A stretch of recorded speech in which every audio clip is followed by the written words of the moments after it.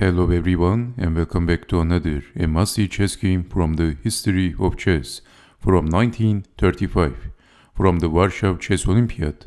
And in this chess game we have Keres, the crown prince of chess, one of the greatest chess players of the time, and his opponent is Gideon Stahlberg, who is playing with the black pieces.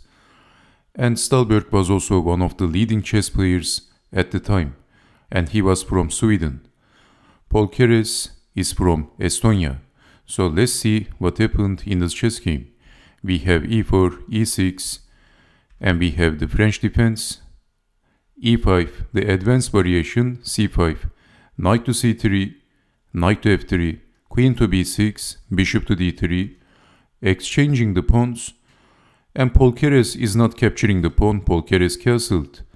Well, actually, if capturing the pawn with the knight, queen takes knight is not possible because of checking the king, and that's a discovery attack to the queen, but Keres is not in a hurry. So developing the knights, and knight to b3, defending the pawn, rook d1.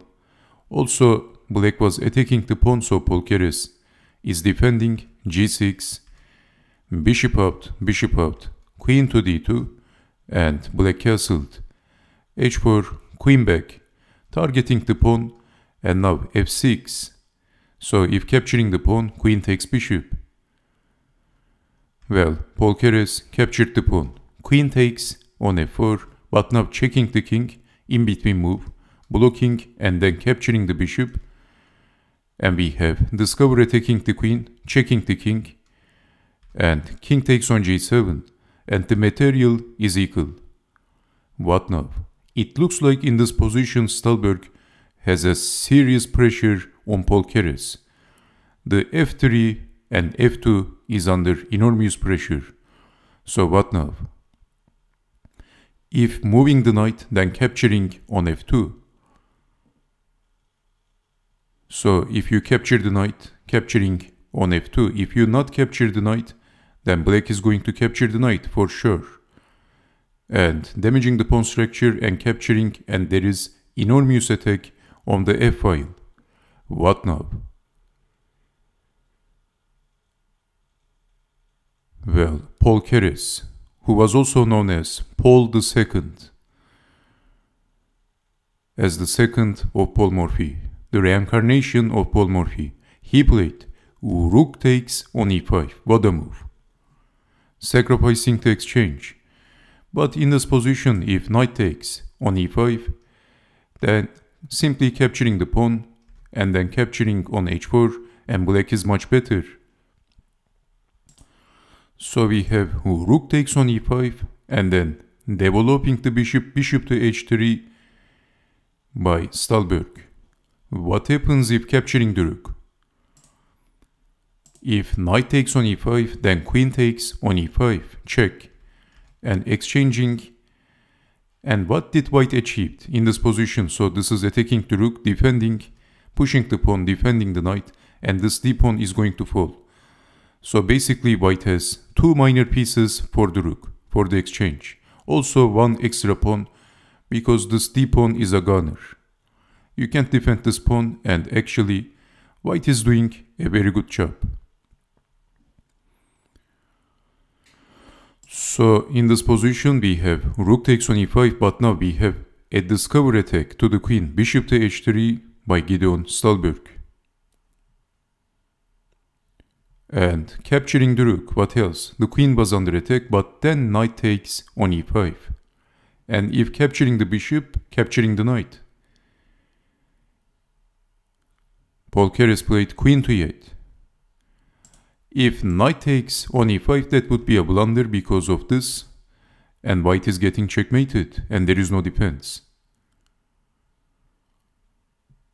So, queen to e8, knight to c6,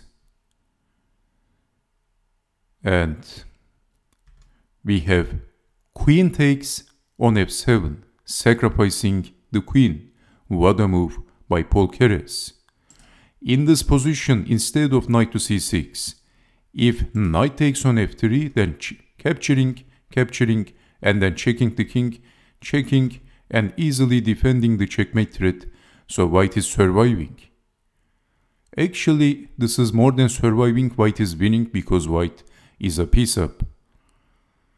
So in this position, knight back. And maybe in this position, black is threatening to capture the pawn with the bishop. If king takes, then queen takes knight. But Paul Keres sacrificed the queen. Queen takes on f7. It's quite complex, isn't it? King takes on f7. And then checking the king, forking the king and the bishop. Capturing the pawn and defending the queen. Rook d1. g5. And the knight is going to join the attack. Knight to d2, queen back, knight to f3. But now forking two pieces. How to defend? Well, for the queen, Paul Keres has two minor pieces plus the rook. So this is why he sacrificed the queen. And we have knight from f to g5. And Stahlberg didn't capture the knight, he played queen to h5. Actually, if capturing the knight, we have this beautiful continuation, checking the king, capturing the knight, but now deflecting f4. Still defending the queen, but now this bishop joins the party. Bishop to e2, and then back. And this is losing for black. So, knight from f to g5, defending the queen. And knight takes on h7, this is check. King to g7 and knight to f4 by Paul Keres, now saving the knight and also attacking the queen, defending the queen. Knight to g5. Blocking the queen and defending the knight. And black played queen to d6. Well, Stahlberg is suffering, isn't he?